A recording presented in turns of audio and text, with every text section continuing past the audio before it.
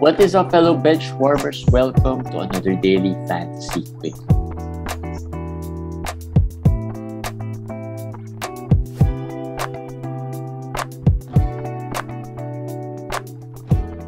Hey guys, what's up? It's a full slate today. Welcome to another fantasy quickie. I'm your host JJT with Komish Eric. Full slate, lots of games. And some more injuries as well. A few, I guess. Not too bad today, but yeah. Nothing major, I guess. Like a lot of illnesses going around, but they were classified as non-COVID. We hope it's not COVID. Like Anthony Davis, he was supposedly battling a fever. But I think also, I guess he was already feverish.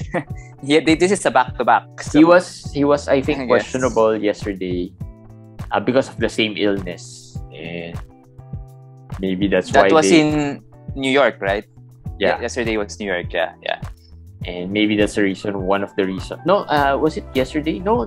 Yeah, yesterday was New York. Just yesterday. It was a back-to-back. Yeah, and then today LeBron played. So I guess he played through it because LeBron was out yesterday. But given that he played a lot of minutes, that would not be good for his illness. And it's a back-to-back, so maybe they just decided to give him the night off. Bad for me, bad for my team, because aside from him, my team also lost Richaun Holmes at the last minute because of an eye contusion. I don't know what it is, but probably got scratched in the eye. That would take, a couple of days for it to... I guess he has to wear goggles or something, but I don't think it's serious. Yeah. And then Patrick Beverley. I guess he's one of the biggest injuries today. Played only 5 minutes with a groin injury. And we're not sure if he's gonna miss time. But in case he does, I guess he will miss time because remember last year, if I remember with the Clippers, he missed the first part of the season because of a groin injury. He does have this groin problem often. So if it's a long-term injury, I will not know if you don't have an IL, well, it's a drop. Yeah. Right. So yeah, but of course we're not saying you drop him right now. Let's see what the injury, how serious it is. But if he doesn't play, there's really not much in Minnesota. Jordan McLaughlin, or however you pronounce it, would probably get a lot of minutes. But Malik Beasley today had 29 points. Yeah, he might be the guy who's gonna benefit here in case Patrick Beverley misses time. But I don't trust him. I really don't trust him. So maybe he's more of a scoring and threes guy, which there are a lot in the free agent pool. If you look into your waivers, there are probably a lot of threes and points guy there. So those are some. Jalen Green also, had an injury today, a leg injury, and doesn't seem too serious, I guess. The last he took a fall, a bad. I think someone hit him or something. But the last interview with their coach, he said he should be fine, but there's no MRI or anything yet. So we'll have to wait and see. But it looks like it's not that serious. He might miss a game or two, but nothing too serious. And unless we get more information tomorrow, of course. Yeah. All right. So let's talk about some worry players or some players who did not perform today, I guess. Bam Adebayo, after I think he performed well the last game. Not too well also. I mean, I guess you could call it well. Like today, can you call it well because he had 18 points? But I mean, 5 rebounds and 3 assists, 4 of 11 free throws, and no blocks and no steals. I mean, I don't know. But I think the last game, let me just check his stats. I think he had what? Oh, he had 15. Yeah, I mean, 15, 9, so and far, 5. That's okay. I mean, I don't know if you consider that a good game or a bad game, but for me, if I pick Bam at the second round, I would really hope for something more, like way more than what he's showing right now. Yeah. So I don't know if it's injury or whatever it is, but we're not just talking about assists here. His blocks and steals have been really, really low since the year. start. I think he hasn't really had, except for one game wherein he had 6 steals.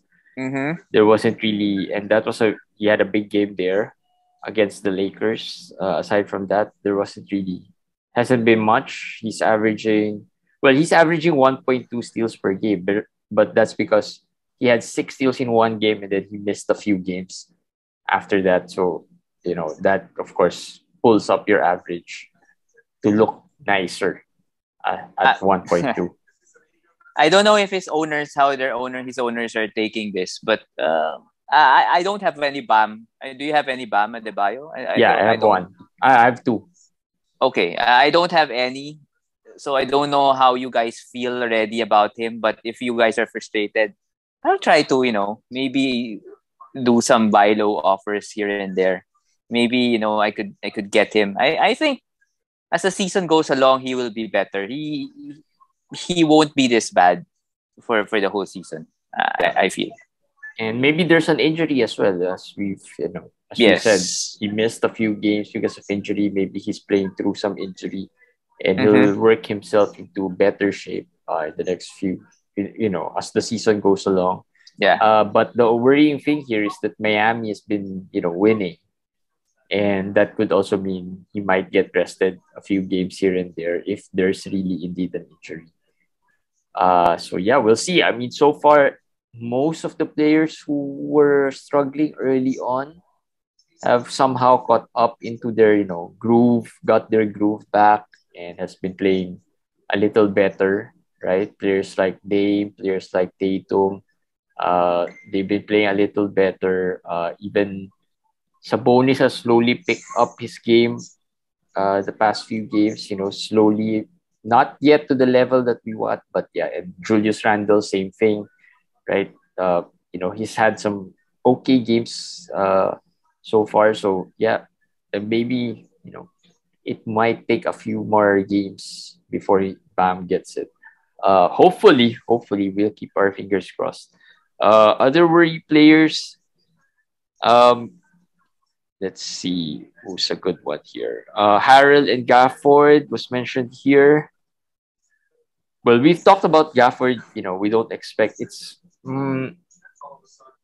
we just felt I guess we're one of the more disappointing players this season. I guess he's not must hold in 12-team leagues if you're not competitive in blocks. I'm not saying punting blocks, but if you're not competitive, I mean, you win some weeks, you lose some weeks. He's basically just a blocks guy right now, and his blocks is just 1 point something, 1.6, 1.7. That's not bad, but he doesn't give you anything else. I mean, it's nothing different from TJ McConnell, who gives you assists and steals. Gafford doesn't give you anything. The rebounds not there. So in 12 teams, I do not say he's a must hold. I'm not saying he's a drop either, but it has to take a kind of team for him to fit in a 12-team league. Harrell was 2 of 8 with free throws today. So he's starting to miss those free throws. He was 86, 87% early in the season. We know that was not sustainable, but 2 of 8 is bad. I hope this will not start, Harrell being a bad free throw shooter again. Hopefully not a trend. And Thomas Bryant got an update today that it's a couple of weeks away. So this is going to get interesting. Rui is also in the G League. So Rui reportedly is playing and practicing in the G League, meaning just a couple of weeks away also. He's probably going to be back. Davis Bertans returned today. Who do you think messy would be the most valuable among the three? Between Gafford, Harrell, and Bryant. Harrell. I think Harrell would be the most Harrell valuable would be the most must-own player, I guess. Yes, I think so. But he won't be this level Harrell, of course. Yeah. He'll probably be closer to the Harrell we drafted. I mean, that would be fine. I mean, Harrell owners would probably be okay with that, even if his game pulls back a little bit. I mean, Oh well. if I own Harrell and you own Gafford, I probably am happier with Yeah, of Harrell, course, right? of I mean, course, of course. so I think if you have Harrell, since he was drafted a bit late in the drafts, I think you'll be happy with I'm even if he actually pulls back this thinking game. of a trade here, of a Harrell trade. It's not a sell high. It's like, let's say Lamarcus. Just let's say Lamarcus Aldridge. Lamarcus started today. He played 29 minutes and he's been consistent. And he's a top 100 guy also. I just feel like, although Lamarcus had some duds here and there, throughout the season, Lamarcus might be more consistent than Harrell. So that is just a deal to consider. Actually, I am considering, because I own Harrell. I'm considering offering some trades like that, or maybe Horford. I mean, those Horford is trending down, so I mean Harrell is also trending down. So maybe those kinds of deals. If you're whoever you're more comfortable with. I mean, Aldridge has his own risk. Horford, we know, with Robert Williams and with the Celtics getting healthier, will also drop down. Harrell, with everything going that's gonna happen, returning players will also drop down. So whoever you think would be the better among the three, you could try to maybe make a deal there. Yeah. Speaking of Horford is another player who's been up and down. I could say I can't say he's really struggling the whole for a few games. I think last game he had an okay game. Yes, last 2 games he had an okay game. Today, bad game without Robert Williams. I mean, he's had a good game since he came back from a game off. He's had a decent game. I mean, today has been bad, but I think most of the Celtics had a bad game today. Tatum That's true. shot 4 of 16, just 25% today, 15 points. So I think it was more of a matchup problem, or the Celtics just didn't come out to play. That's true, but I'm not that high on Horford going forward. So because of his age, that's one, because of his age, and as we said, Robert Williams has not played up to par yet. I guess you would agree that Robert Williams has, it's not been the Robert Williams that we all expect. Hope. Yeah. Yes, and I think Robert Williams will get there. But I think a lot of that has to do with Horford as well. Yeah, that's true. A part of it is Horford, but with older veterans, they usually start better, I think, because I mean, Horford is a vet. He probably knows the offense better. He kind of has more skills to contribute right away. I think that's it. That's it. He has more skills to contribute. I mean, if he doesn't score much, he can facilitate for the Celtics. Yes.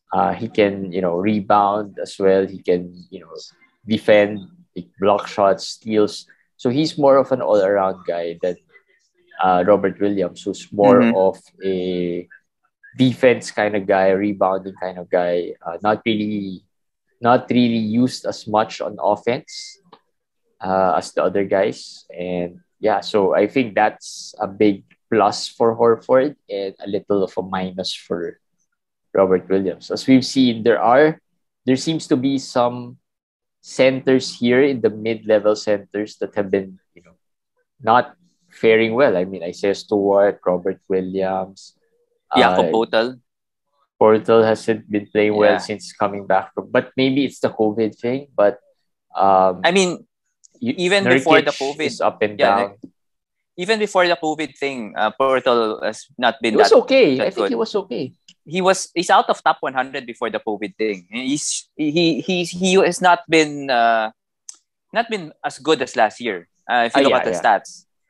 If you look, I mean, considering people expected a lot more from him, as he's the center spot is his. But today he played better, 15-10. So I think there's these centers. I'm not worried. I'm not worried with Poeltl. I'm not worried with Robert Williams. And I actually feel that if you want a center, these guys you can target. Eventually they'll get it. They'll turn it around, in my opinion. Well. And it's hard to get centers, actually. I mean, in 14 14 deep to up higher, deeper leagues than that. Quite difficult to get quality centers of those calibers. So yeah. Speaking of old though, Ricky Rubio, still up and down game. He's been good in some games. He's been bad in some games. Yes. And I put him here not because I want you to drop him or trade him or anything. I just an opportunity for you to see. I mean, I know Rubio is popular right now because Sexton is out. Yeah. And because you guys probably picked him up from the free agents wire, from the waiver wire free agency, and it's free and you're so happy. I just want you to look at the numbers closely. He's okay, but he's shooting 39% on volume shots. Unlike before, he doesn't take volume shots. This year, he has become a trigger happy scorer type of a player, and he's shooting 39%. So that hurts. That will hurt your team. So, you could look carefully if that is hurting your field goal. So maybe you could not sell high, but maybe swap him for someone who could probably, more efficient. Yeah. There. And maybe we can talk about Robert Covington a bit again. So did you see the stats today? No. Let me see. No points. No, nothing. He did nothing. Yeah, he did nothing. And how many minutes? 15. I'm not sure if he got injured. That's the one I'm not sure. I was watching the game on and off, so I did not. I know that Nasir Little started in the second half over him, so I don't know if he got injured or anything. But regardless, if he played 15 minutes in the first half and got nothing, that's still bad, right? Yeah. I mean, regardless if he he had one turnover, so okay, it's worse. It's worse okay, than nothing. Good. Did he take any attempts? Yes, 0 out of 1. So it's worse than good. It's worse than nothing. Oh well, I mean, we did say that if you want to drop him, we'll be fine with that. At this point, Nasir Little has been outplaying him in a lot of games, and but the trend is has going had there. some good games, though. Yes, yes. I think he sneaked into the top 100 already. Maybe because of those defensive stats, because he's had some good defensive stats lately. But it's tough, man. Tough to hold him. It's really tough. Yeah, I think the name value is the one that's preventing many managers from dropping him. Yeah. But especially if you're thinking, 14 team. If you feel bad, just think of Kemba owners. It could be worse. So I guess he, together with PJ Washington, they were picked side by side this year. Around the 80s, right? Around the 80s, somewhere there. Both of them have been big boss this year. Yeah, well, PJ is, I think, closer to a return. He returned today. PJ played. He played today? He played today, but he did nothing. So I guess we'll give him a pass. I didn't notice that back. He played. All right, he played 6 minutes. He played 6 minutes. Yeah. So we'll give him a pass. He's just getting back to the groove and stuff, but he's not a 12-team guy. Not as of now. He's probably more of a 14-team guy if he's available. So you think Robert Covington in a 14-team could be dropped already? In 12-team leagues. 12 leagues. All right. In 14, still a hold. Because it's hard to pick someone to replace a player like Robert Covington. I mean, not really replace him, but at least get a good contribution. That's true. In 12-team leagues, you can find more possible replacements. Yeah, but in a 14-team, that's gonna be hard. So maybe just don't play him. I don't know. Let's check if he's injured. Well, it's okay. It's okay to play him because he's not gonna hurt you. He's just not gonna do anything. So I mean, it's like nothing. I mean, it's like you didn't lose anything anyway in playing him. So there. He was ejected actually. That's why he played 15 minutes. So at least he's injured. But again, he played 15 minutes and did nothing. It doesn't matter if he got ejected or got injured, whatever time of the game. He still played 15 minutes and did nothing. So that's still bad. Yeah. Right? Who else? Who else are worry players here? That's pretty much it for the worry players. We have a lot of feel good players, but first talk about some The buy players. Let's see. I We want to talked talk about about Vanderbilt already yeah. a lot of times. He was, today was really good. I mean, what he Actually, had I want to ask. 4 blocks or I, 4 steals. yeah, I want to ask you whether you would prefer Vanderbilt or Tybal at this point. Tybal had a Uh, great game today. 3 steals, 2 blocks. 2 blocks. So who would you prefer? I mean, I feel like these two players are going to be neck and neck this year.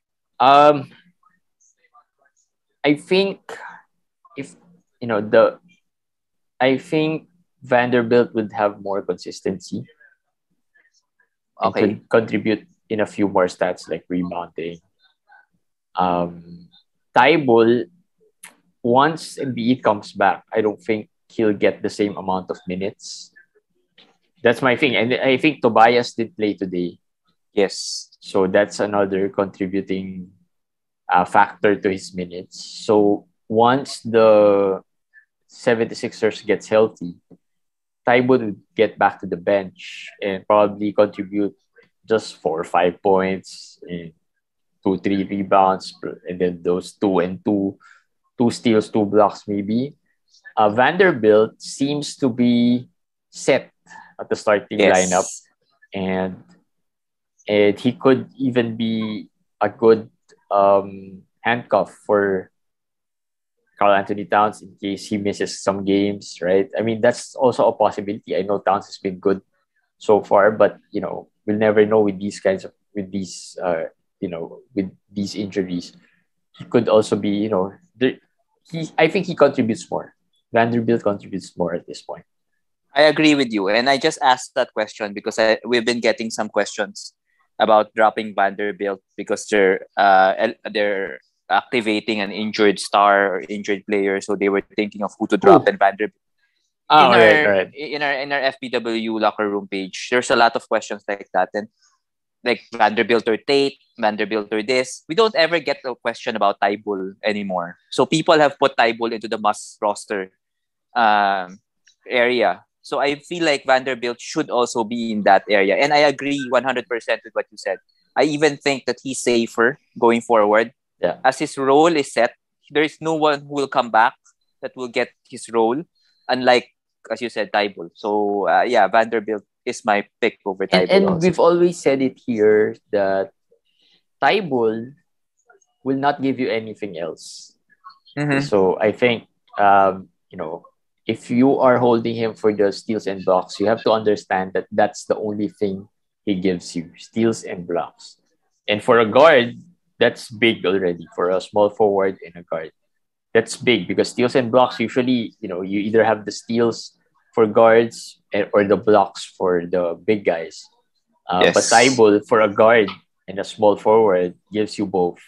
So if you are expecting more from Tybal, not with a complete 76ers roster. Definitely not. I mean, we've seen it early in the season.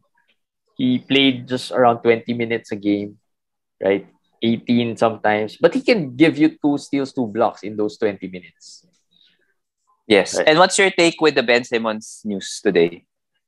What's the Ben Simmons news? Sorry, I got really out of touch today because I was no, it's not a news. I read about this yesterday and in a radio show, but I did not post it because I didn't think it's true. Is it but the Philly 76ers or Philadelphia radio show? Yeah, one of our, I don't know what kind of radio show it is, but he's supposedly having cash flow issues. So he's probably supposedly going to come back to Philadelphia to play because he has cash flow issues. And I feel like it's I mean, how can you have cash flow issues when you just earned $20 million? I mean, as late as last year, right? So anyway, do you think that's true or is it true? Whether it's true or not, I think that's the bottom line for both of these sides. I think Philadelphia doesn't want to pay him. Simmons wants to get paid. So overall, I think that's where it lies. And I wouldn't be surprised if I know it's everyone saying, Philly, just trade him. But I think it's more than just getting players here. I think Philly is trying to make a stand here about players demanding for trades. That's just my take. I think they will be firm in, I think they know they really wouldn't get good value for Simmons. They already know this. Even if he plays, I don't think they'll get really good value because, teams would know already that, Simmons who don't want to play. And the fact that he doesn't really want to play there, even if he plays for the 76ers, I don't think his value would increase. So it's looking like it's a standstill, and I'm But not if this even sure. Yeah. But if this news is accurate, then I mean, if he plays, that's a win for the Sixers. And yeah, that's but I don't that's a think loss. his value would increase into Yeah, his trade value. It won't. That means they won't be able to trade him, and he probably won't be playing well. He can suit up, right? He can suit up and mess up his game a bit so that he won't be playable. At least he suited up. I don't think he really wants to play. That's my thing. And I don't think he can handle going back to Philadelphia and playing. Well, that's just the only reason he would do that is if this rumor is true, that he already is, not bankrupt, but he needs money, needs cash. True. And the problem with Simmons, I don't think the NBA Players Association is really there to back him up on this. Because he's definitely wrong here. Yeah, so I mean, I don't think he can demand Philly to pay them. I mean, Philly, I think, made all the right moves and the legal ones. So yeah, it's still a wait and see. The Kyrie Simmons saga, whoever continues, who will play first, continues. Going back to some buy players, Jeremiah Robinson Earl, top buy. Again, got questions. 12 team, I got questions.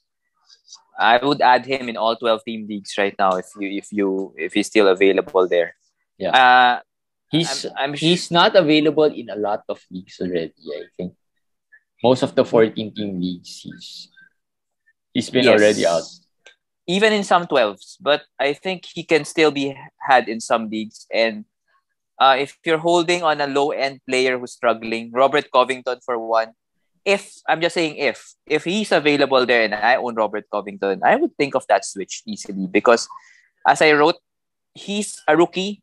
He plays big, although he's small forward eligible. I'm pretty sure he'll be power forward and center eligible soon. He plays for the Thunder. He shoots threes, he gets steals, and he gets rebounds. That's all you need to know.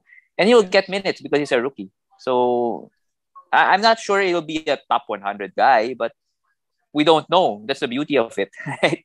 What if he's, he goes wherever. If you are holding on to players like maybe Nasser Little, Tate, those players, he's probably similar to those types of players. Dorian, Finney-Smith, Royce O'Neal, those utility guys who can give you the one-on-one. Nick He's Batum, probably another Cody guy. Martin. Right? He probably is not on the top of that list. But yeah, I still feel that Royce is still a better option, I guess. But I think the upside is higher with JRE. Yeah, probably. I mean, I think Royce O'Neal right now is a better player fantasy-wise, but the upside as the season goes along. Yeah, whether I prefer Royce or not is a different matter because as we said, the upside and the unknowns with Jeremiah, the possibilities. For us, it's easy to pick up Royce O'Neal in the waiver wire. I mean, even despite his good game, his good games, he's been a streamer at best for a lot of managers. And try trading Royce O'Neal and try trading JRE. Yeah. Even at this level, you could trade JRE. I don't think you could trade Royce O'Neal. Yep. That's the story for these types of utility guys. Players like Royce, Nasser Little, another player in our buy list. Actually, Royce is also in a... I'm not sure if I put him in our buy list. He is. That's why I mentioned it, because I saw him in the buy list. 5 steals today, 2 blocks. He probably won't give you 5 steals or even 3 steals consistently, but he can do anything you want him to do. It's just that the consistency would not be there because he's the 5th guy there in Utah, right? He's the 5th option there. So, but he's been good this year. He's been good this year. I think even the scoring has been good. He's been better. The rebounding has been better. So he's been good. You were saying? Yeah, and another player I'd rather have JRE over is Duncan Robinson. That kind of player. Although he's a specialist, so maybe if you need threes, you prefer him. But overall, I'd prefer JRE also. So those kinds of players. Yeah. Nasser Little, we talked about. Still a buy player. One of your 1-1-1 guys. He's been playing well. I mean, surprisingly, he's been consistently playing well. I mean, today I sat almost all my Nasser Littles because, of course, it's a full slate, right? And surprisingly, he played better than some of my players. Yes. Actually, luckily, I have one Nasser Little I just streamed, but I don't have also surprisingly, I don't have a full roster in that league. So I was able to use him for the back-to-back yesterday and today. So I was able to take advantage. So we talked about Malik Beasley could be a replacement for Pat Bev, so something to watch out and monitor. Shedai Osman, did he play well today? I like points, Osman. Yeah. I like Osman. I've loved Osman since Sexton went down. I said he would be the guy that I would look forward to seeing what he can do, but then he got injured. So he had some so-so games and got injured. But now that he's healthy again, I'd like to see if he could make amends and do better. I think he has the potential over Okoro, over all the other guys, Dean Wade, over those other players. Osman should be added. In 14, he should be added for sure. In 12, in some leagues also. Cody Martin. This is the Charlotte Cody Martin, right? Yes, the Charlotte Cody Martin. He had also another good game today. Another guy who's, there with guy. The utility guy who can do everything, a little bit of everything. The only challenge with Cody Martin is the consistency as well as with the other utility guys.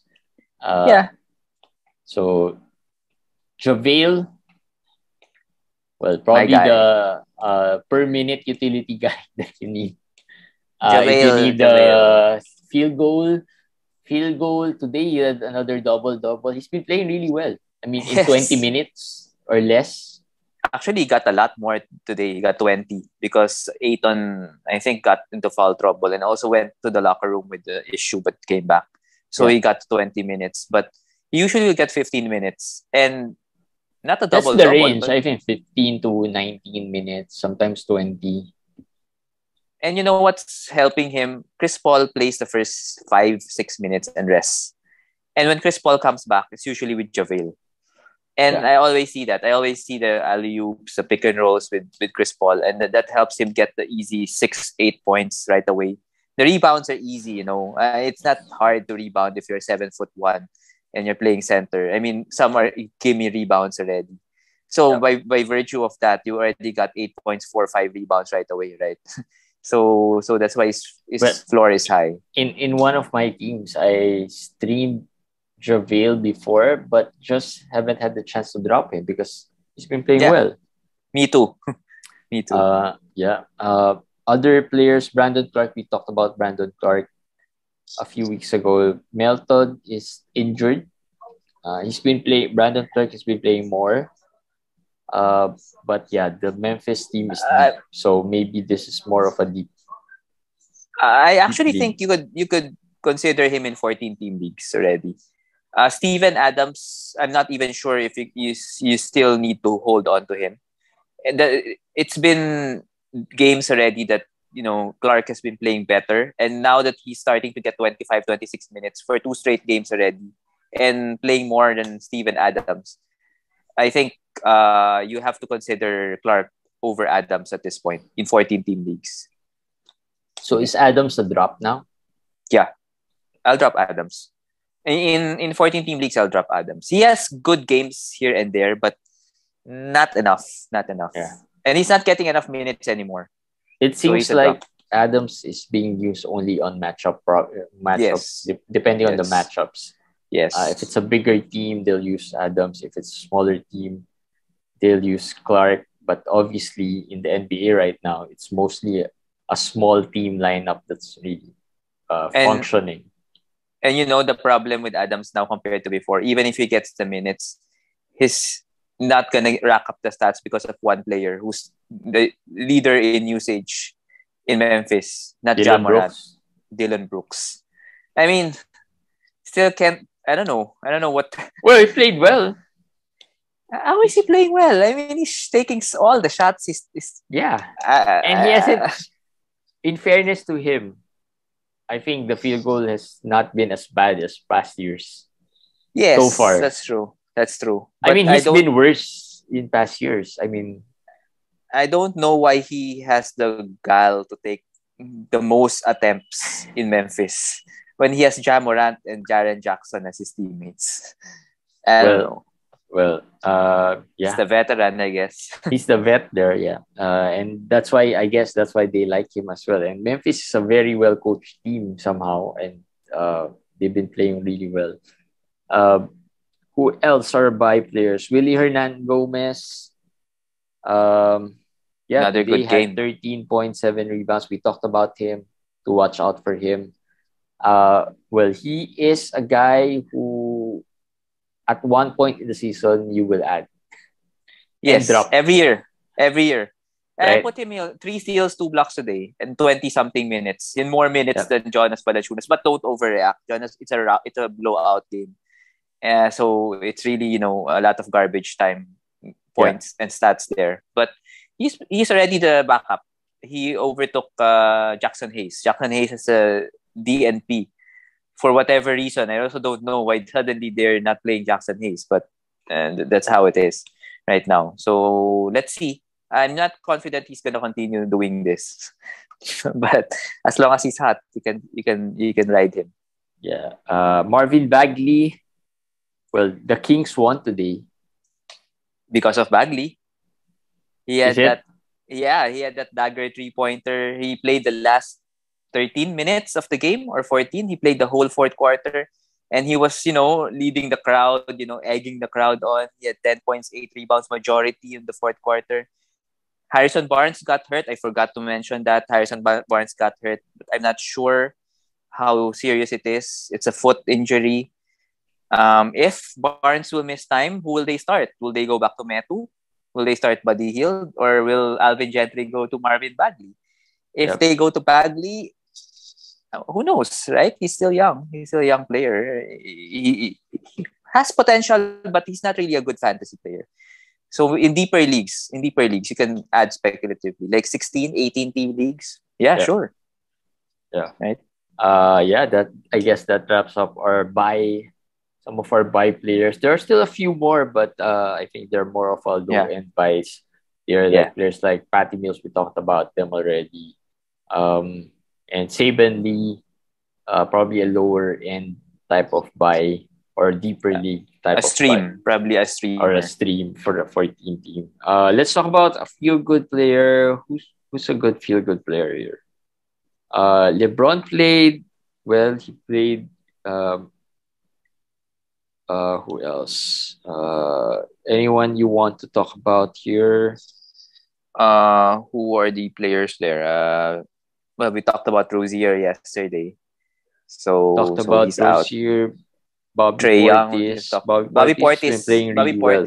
Yeah, Bobby Portis was 6 3-pointers today. I mean, he's going out of his mind. 28 and 10.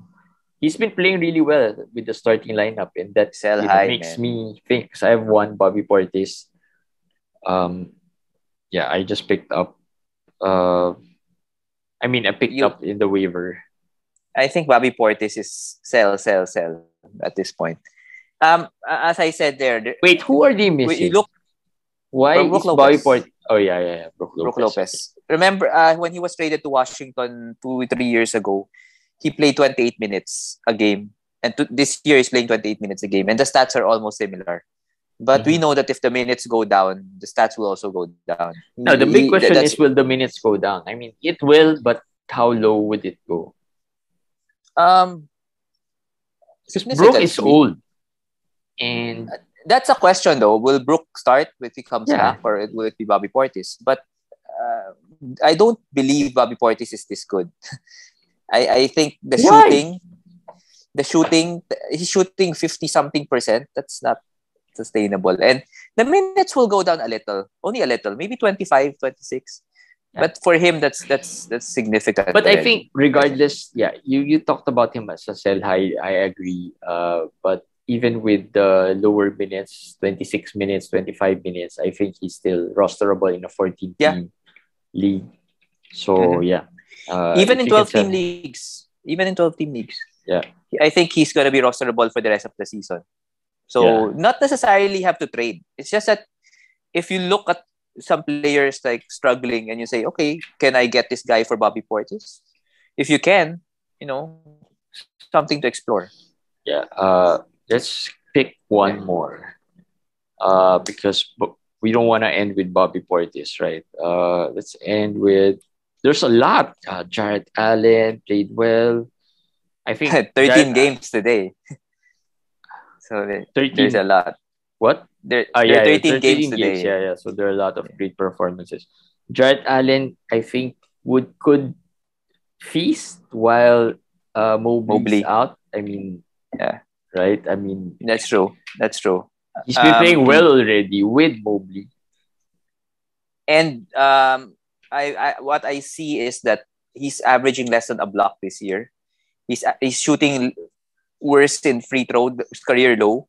So given all of these things, he's still playing well enough to be the top 60, top 50 guy. So there's still room for improvement with Jarrett Allen. Yeah. So I like Jarrett Allen. Last year he played this well with Cleveland and then tailed off. But this year Cleveland is a better team. They're a better team and they've been winning. Yes. So I think this is sustainable for Jarrett Allen. I think they will try to compete and get a playoff spot this year, or at least the play-in. I think they're well within the playoff. I think they're top 6. They're within the top 6 in the East. I think they fell off a bit when they lost because of the Allen illness and the Laurie COVID. But they're there. They're fighting. So Jarrett Allen, definitely a good player. Let's see. Let's talk about one more. I'm not sure if we should talk about Devin Booker. Let's talk about Devin Booker for a bit. Yeah. Devin Booker has been quietly, I have one Devin Booker and I've always said he is one of my, I'm not proud of that pick. Just because I just feel Devin Booker doesn't contribute as much in other stats. Where did you pick him? What round? I think 3rd. I couldn't remember. In a 14-team league. Yeah, in our invitationals. Not bad. I mean, if you picked him at that level in a 14-team league, that would be around the 30s already. So he's not far off. He's not far off the value there. His averages this year is 23, 5, and 5, which is not bad. Of course, we know that he won't give you steals, he won't give you blocks, he won't give you any other stats. But 23, 5, and 5 isn't bad. It's just that I know he's been picked higher than the 3rd round in some drafts. So that's where I do not see that he's a good value. But if you picked him at the 35 to 40 range, he's around there already this year. But he has good name value. So given he's hot right now, you can try explore some deals. Yeah, I've been thinking of deals, but it's hard. It's hard to trade him because the limited stat set that he provides you. And it's also hard because I can't. There are weeks wherein my team has been winning, even though I feel that it's one of the my drafting there was not as good. I guess mainly because I have Butler and Paul George with Devin Booker. So I think that's the main reason why I'm. Well, actually, that's a good combo. That's a good combo. Butler, Paul George, and Booker gives you good scoring. Gives you the threes. And I think now, and I have the scoring because of Brogdon as well. I have Brogdon as well in that team. It's just not bad. Not bad. The bigs aren't as good. I think maybe you could swap Brogdon. Not Brogdon. Booker for a big, right? You could consider that. Yeah, we'll see. Probably. We'll see. But it's hard to find a trade for Booker. It's like, what do I get for Booker? What type of player should I get for Booker, right? So anyway, if you want the big, Valanciunas looks like a good partner. Yeah, Seems fair, in my opinion. Yeah. We'll see. Anyway, that's it for our quickie. There are no games tomorrow, so you can rest a bit in terms of fantasy. But we will have live Q&A tomorrow, Friday, 9 p.m. So just watch out for that. We'll have Max Visaya of Hall of Fame DFS tomorrow at 9 p.m. on our Facebook page. So yeah, that's it, and we'll see you guys tomorrow. Bye.